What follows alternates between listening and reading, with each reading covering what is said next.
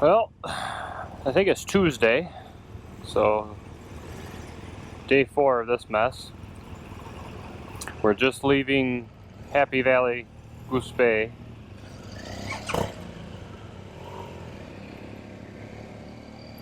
And our whole barrage of motorcycles. I guess this is the day when we hit the dirt road. I guess we already did the long stretch and we didn't need the fuel canisters. But they said the dirt road is going to be really dusty, so we're going to space out quite hard today. Which is totally fine by me, because, well, being bringing up the rear of this whole operation, aside for the giant RV, I really don't want to eat dust today. I'm looking forward to a challenging road, though. Got a little bit of dirt yesterday, which was fun, on a way to somewhere that was closed, apparently. Definitely starting to feel worn. Lower back started hurting at the end of yesterday just a little bit, and today it was quite stiff. Basically, it's my neck from having this stupid camera hanging off the front of it. Everyone, it's the 24th, I think it's a Tuesday, Monday or Tuesday. We are not going to Happy Valley, even though I wanted to see that a little bit myself. We just ran out of time this morning. We were heading back on the Trans-Labrador for about 3 kilometers, then heading south towards Blanc-Sablon, which is the ferry that takes us over to Newfoundland. Yeah, we're definitely not going 536 back to Labrador City. But yeah, we are doing south to, we're actually staying at Pinware State Park, or Provincial Park, tonight. And we were thinking about going to Cartwright today, but there's really not much to see there. It just would have been interesting to see, but like get there, turn around, and go back to the main road. So that's about 2 hours of riding today. And today we're already going to be riding pretty much all day. We're going, it's a pretty long leg, and to top it all off, it's going to be, I've been told, the worst roads of the whole trip. I don't know how true that is, but you know, very, very rough roads. Everyone's told us to be careful. Everyone said you might turn around and come back, that kind of stuff. I mean, we'll see. I look forward to cataloging that for you guys. So yeah, big day. Camping tonight. I'll turn these off for her because she's already complaining. I get these stares back from people in front of me on the side view mirrors, and I have my Ericas on and my auxiliary lights on, so I took them all off except for the Darlas. It's like, I put everything to lowest power, but it's still too bright for motorcyclists, and we're in a group. We don't need to be more visible than we already are. Should be a nice bridge here overlooking the bay. Oh wow, look at that. Only ruined by the crazy mining we have going on here.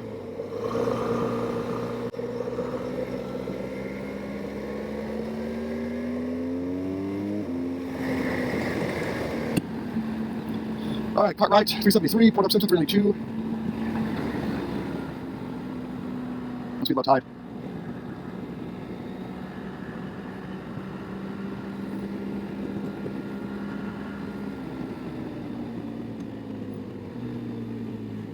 Whoa, oh, that's an interesting one.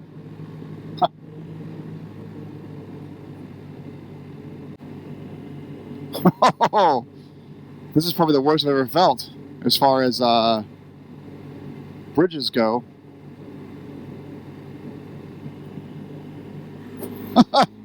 Alright, that was bad. Well, we start the next leg of our journey right now. We're only 30 miles into our trip today. I've heard that we're going to have rain today and tomorrow. As about a minute or two ago, this bullshit just went completely over us. So it's 60 degrees, it's supposed to drop down to 55 throughout the day as we get closer to the ocean. So 5-degree drop to 55, that's why I'm wearing my thermals today and not my breathable. So I'm wearing the Climb Aggressor 1.0 as opposed to the Climb Cool 1.0. For all of you apparel nerds out there. We're going to get rained on. It's going to be 55 degrees, and it's going to be dirt slash dust that turns into possibly nasty mud. Whereas all the other bikes are running Moto Z Tractionators, I'm running the Scorpion Rally STRs, which are not really built for mud. So I really wish I should have gotten Tractionators. They got better mileage, they've got a wider profile, they've got deeper knobs on the sides, and still has that nice straight line like the Heidenhaus used to have. It is 53 degrees now. We found this little pull off here. I think people are going to throw on some thermals. At least that's what I think. Yeah. I'm gonna put another layer on. Yeah, same. Oh. Yeah, it dropped from like 65 to 50. Yeah.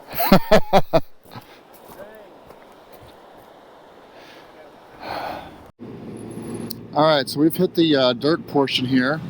I can't imagine. Does it get worse than this? This isn't that bad.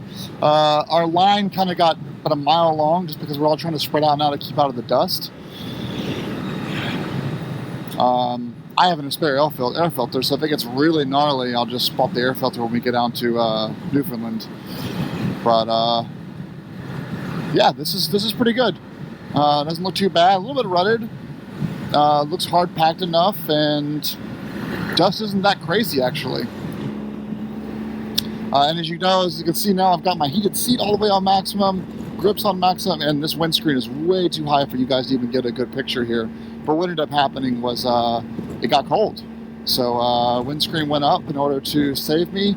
I didn't bring a thermal top. So yeah. Look at this thing. What's up, dude?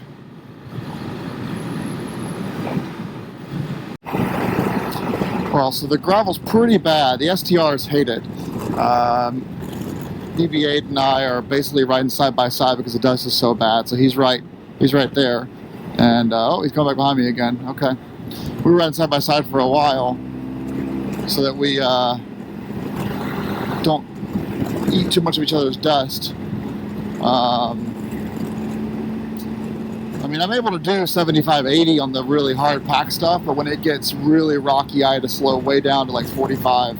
We found the dirt road. We've been on it for 33 miles. I wanted to get some footage when I first got on it, but I couldn't get the stupid GoPro to work. So I just stopped, and now Adam's, I think Adam's gonna let the other dude go by.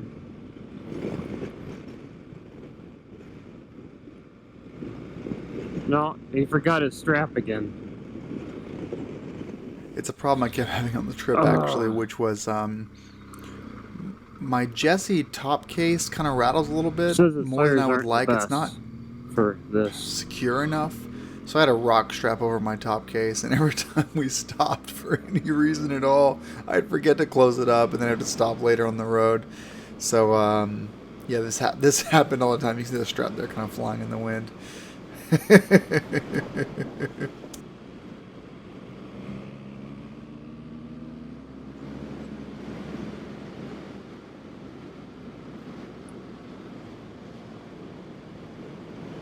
So I pulled over to switch batteries on my GoPro. I think I made everybody worry a little bit because they had to come back and get me, but I'm like, I didn't drive all this way and brought this not to get any recording, so I hope they're not too upset about it.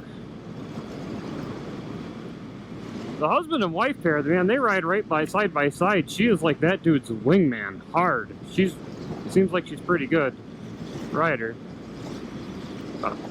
We're gonna let Adam get some distance so I can not ride in the opposite lane and let his dust clouds settle down. The road is getting a little bit worse here. Our line has gotten much longer, which makes it hard sometimes to see if my guy behind me is still safe. I keep looking back every few hundred feet. But we've got a cloud here of dust, and you know, it's not terrible. I'm kind of staying in the middle, which is going to be the hardest on the tires because it's really hard packed, sharp stuff. But it allows me to get a little bit more speed. If I'm not careful, I'll hit some of these little rocks that kind of throw me for a little bit of hoop-de-hoop for a second. But yeah, see this nice dust storm we have going back here. I don't think it's so dusty that I'm going to need an air filter change in Newfoundland, but I may pull it and see how it looks. I think this is a grader coming up. Be the second one we've seen. Yep, it is.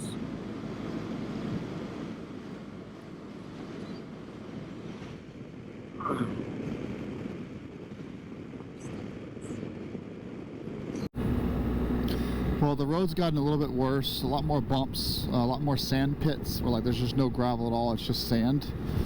And we have another 200 kilometers to go. Well, 200 miles to go. Things are okay. Butt's starting to hurt. It's only 10:40, I'm already looking forward to lunch.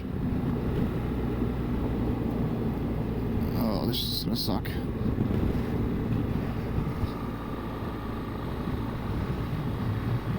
I don't know what that even means. Bumpy? For in 100 meters bumpy?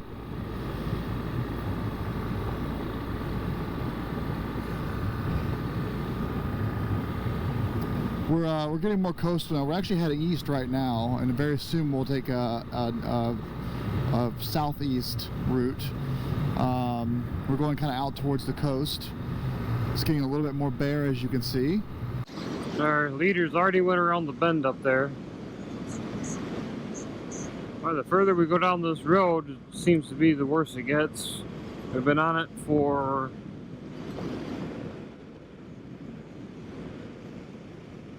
103 miles. Oh, excuse me, 103 miles of dirt. So we're probably on it another 40 miles before that, but well, my visor isn't too covered by dust, or my GoPro. We were going to go to Cartwright, but it's just not going to happen this time. Maybe next time.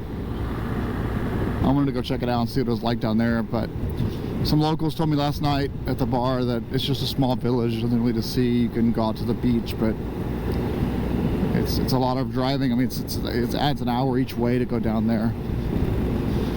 So 106 to Port Hope Simpson. Ooh, they weren't kidding about the rough ride. The next, they said in 2.5 kilometers, it's a really rough road.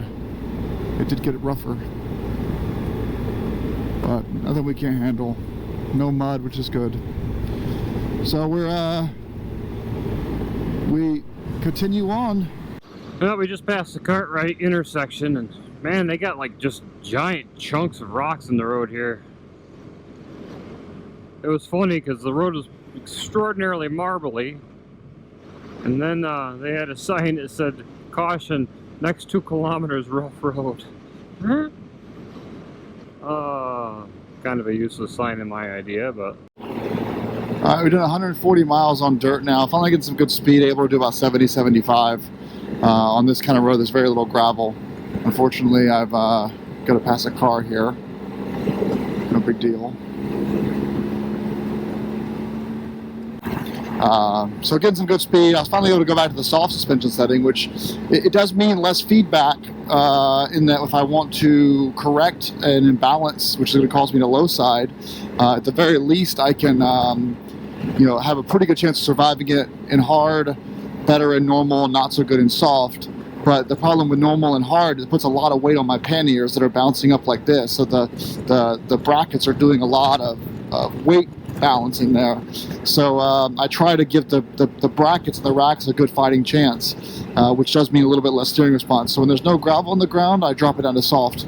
Yeah, so we're at 60 now. I'm backing up a little bit because I don't want to get too much of his dust. But I was able to hit 75, 80 there for a few miles, which is nice. This is the dustiest we've had it all day. Sorry.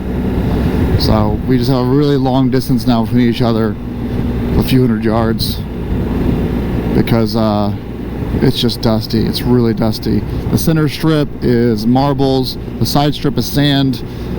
Can't really win either way on this shit. I'm thinking we finally caught up to a tractor trailer because, man, that looks like a forest fire up there. A moving one.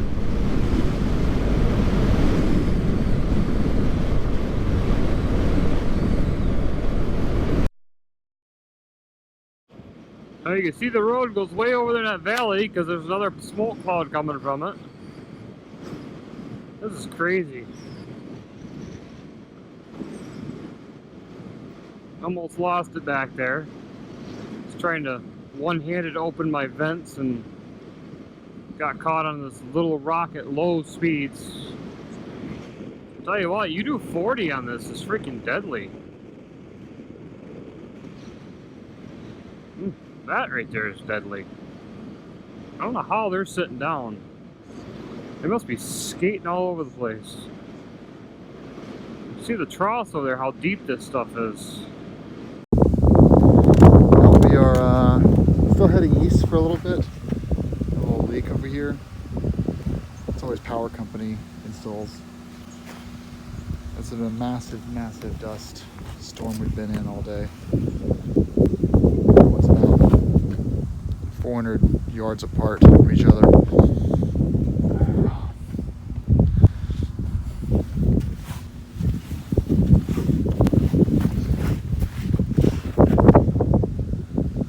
Yeah, pretty gross. Very little traffic though. We get someone every 5 or 10 miles. It's not too bad. I'm just going to punch the tire or log at some point. We'll see.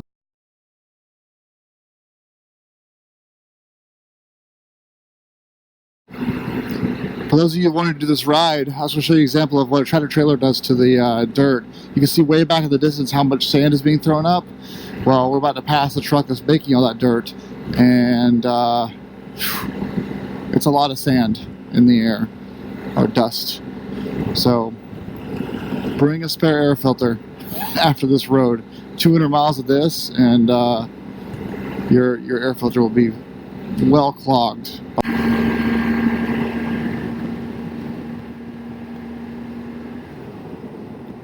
Yeah, well, there's tons and tons and tons of dust. Ugh. I don't know if the GoPro's gonna pick it up, but there's a 5 or 6 or 5-inch hump of dirt from the grader left in the middle, and Adam caught that and just corkscrewed on the ground. We just got his bike up. Of course, you know, I didn't have the GoPro running because hashtag batteries. So we'll just keep the GoPro running for a minute here. I don't know how he's doing it sitting down, honestly. The guy in the grader said we're like 40 kilometers from the end of all this fathery. I need to give Adam more space. He's traveling way too slow. Boy, I mean, I have a hard time with this thing. I gotta stay up on it. Okay, hi everyone. I just crashed.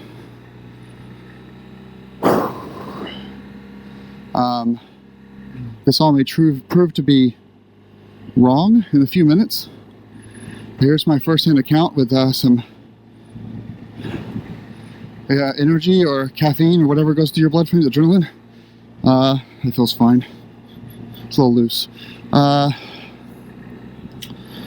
was going 55 or 60 miles an hour. I hit this little patch right here in the middle. See it?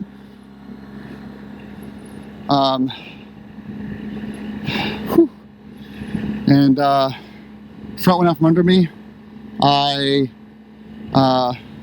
gave a little bit of gas to get the front end to line up a little bit. Turned to the right a little bit. It balanced out for a second. Then this side went up from under me. Pretty much like an instant. So I landed on my right side, right knee, right elbow, and the bike was on top of me, and we were sliding this direction with the front of the bike pointing left. I was under it, almost on my back, sliding this way. Leg was underneath the right before the cylinder head, basically.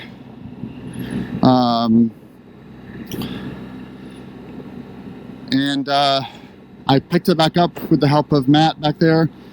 My toe hurts. All the climb gear is completely fine. Nothing, no seams tore. Everything seems to have held up okay. I was even wearing my shitty mesh gloves, which really are kind of for like, please don't crash kind of gloves.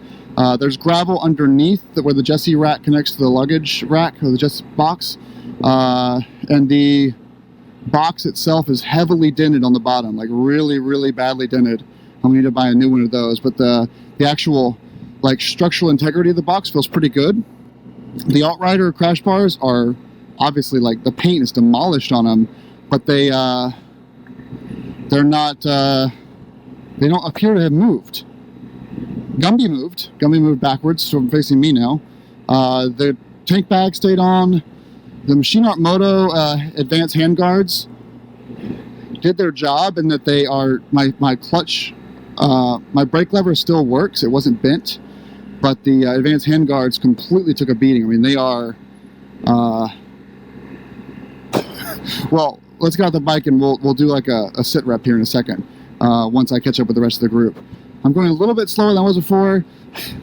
You'll notice my last video, I actually preemptively put these things up so that when I did crash, I wouldn't break the SW Motec things or the connection to the bit here.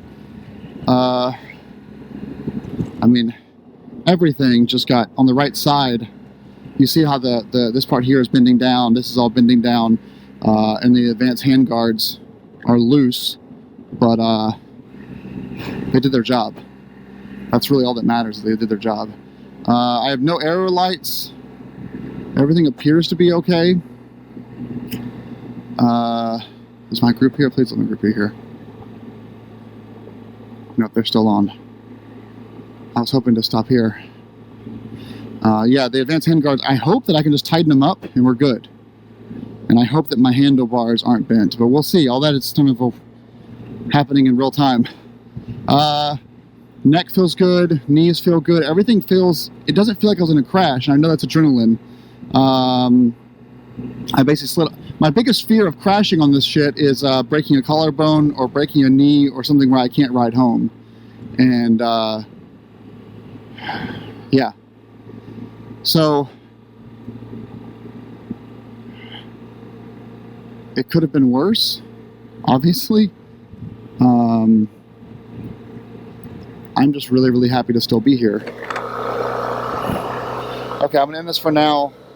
The bike appears to be surviving. I'll be back. There was audio here, but the wind noise was too much. This is the bike after the crash. You'll see the recession there on the bottom of the Alt-Rider luggage. The back of the luggage was completely removed from the rack. I had to kind of bend things back to get it back. There it is, a little gap there. There's rocks stuck in there. It still kept water out. Yeah, there's a little gap right there. It still kept water out, but the front lid was it was kind of all mashed in. Alt-Rider crash bars were fine. You can see here they're scratched up, but they completely did their job. The Machine Art Moto X heads are scratched up. Aux lights are fine. Gumby was moved, of course. And here's the Machine Art Moto Advanced Handguard, for which they've already replaced this under warranty for some reason. There's the brake right there. I mean, biggest thing was that my brake lever still works. That's the biggest thing. But it basically pushed everything. It's almost like the handlebars took the brunt of the force first, followed by the Jesse racks, and then the Alt-Rider crash bars. So that's the bike as you see it after the huge crash on gravel. I'd like to go down there and swim right now just with all my clothes on just to rinse them off. And these decks they have over here are the squirreliest I've ever been on. Normally steel decks and bridge don't bother me at all.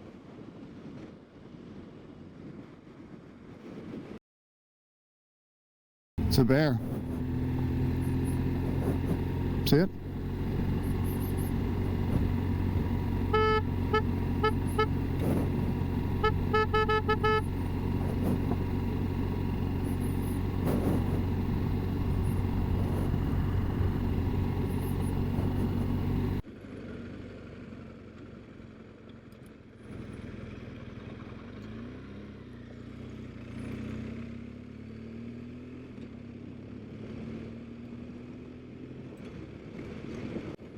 Ooh, got to see a bear.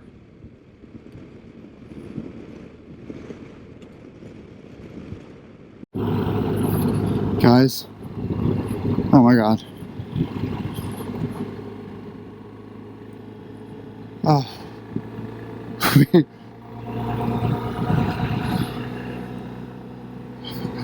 We hit pavement.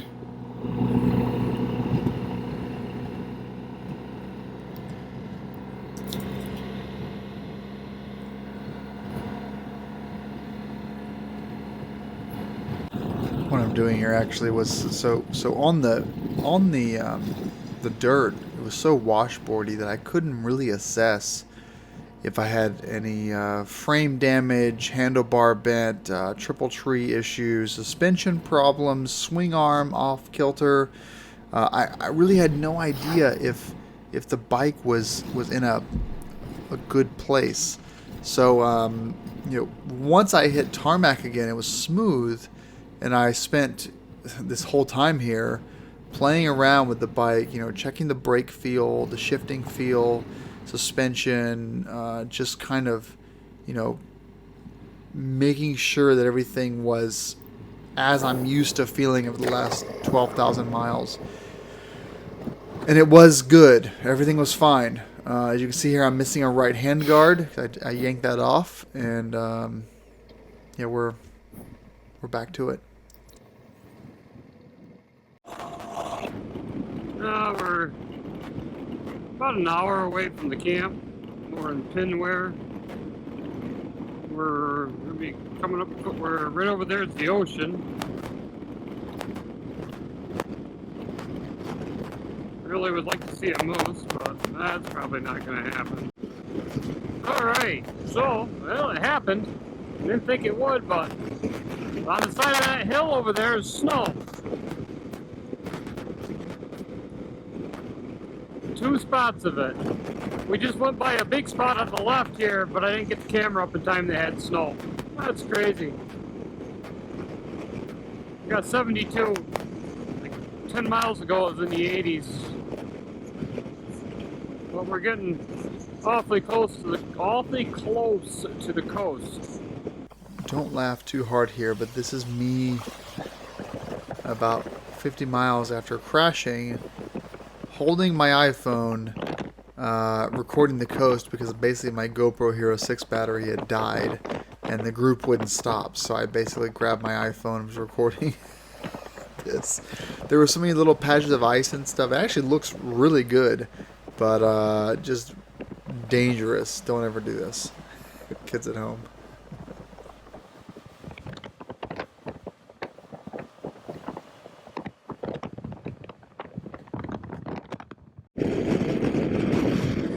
And right out there is the ocean. Ah, oh, crap, can't see it. I didn't get it on in time. But it won't be too long before we'll be where we're supposed to be. This is gorgeous out here.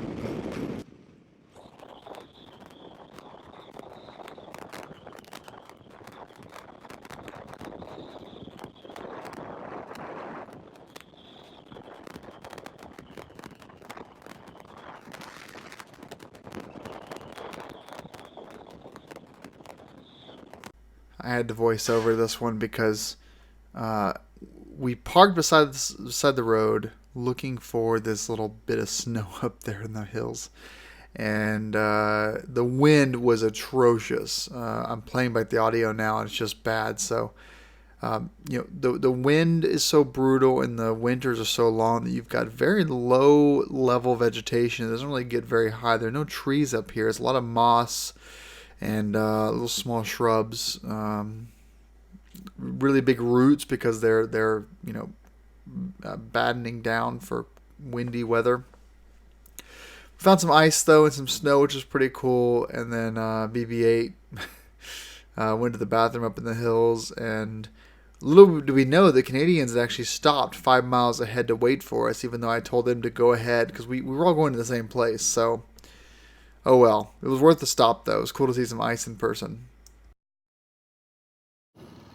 Well, we didn't make it up there, unfortunately.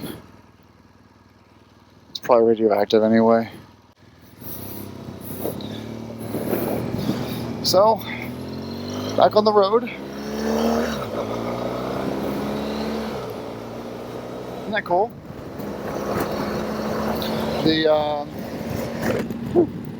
Hear that wind? The Canadians left us, so we know the route anyway. It's no big deal. I can't even talk to you guys. It's too fucking loud right now on this thing. But look at that view. That right there is the Atlantic Ocean. Alright, now we are coming back down into the ocean. Looks like a red day. I had to take a brief bathroom break, so we lost the French companions, French-speaking companions, the Canadians. The crosswind here is unreal. That's why all the plants are so low.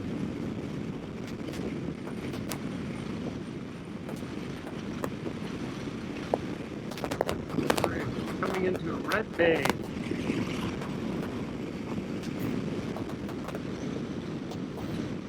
Oh, that's not the road. Must be like a trail or something. But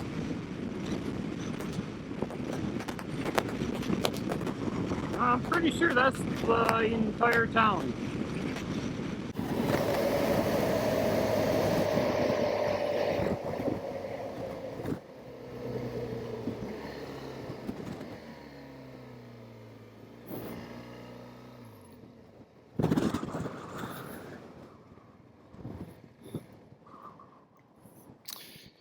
He had to take a shit. Come on. Yeah. He walks way a mile out in the woods where there are deer and there are bears, and he just gets bitten by mosquitoes. Wow. Look at this, guys. Holy crap. Wow. That is awesome.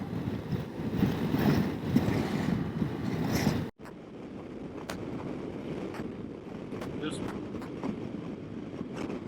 more stunning scenery.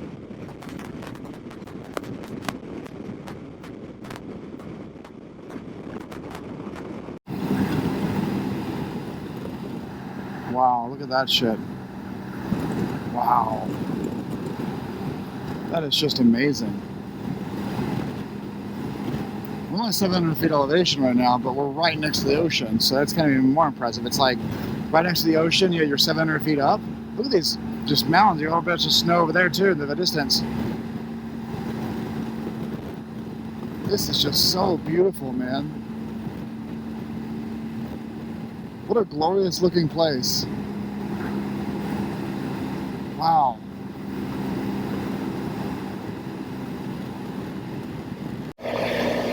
Okay, so we are approaching Pinware Park. It's out there on the left side, if we can see it here. Nope.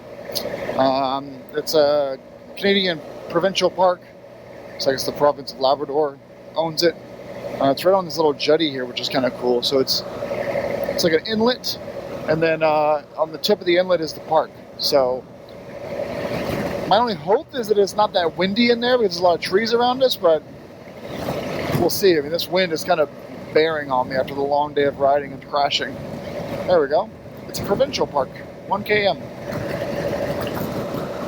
It's another world up here though. It feels like I'm in another country, like not just Canada, but like Scotland or something. Okay, we are here.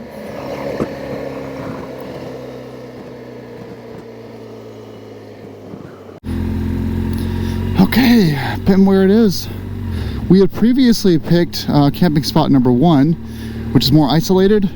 I like a little bit of privacy, but he has said all the isolated spots that are back here in this little woods are just completely full of black flies. He recommended the coastal view, which there's no numbers, it's just open tent camping. He says it's a little bit more windy, but there are some trees around you, but at least you won't have any black flies. He says the wind keeps them away. So, well, we are at Pinware Provincial Park, and there's our setup. I have my queso rico cooked. It's very quiet here. There's not many people here today. It is a weekday. We're gonna go out to the beach here and check it out. EV8 told me there's no flies at the beach. Sounds pretty good to me. Isn't this nice?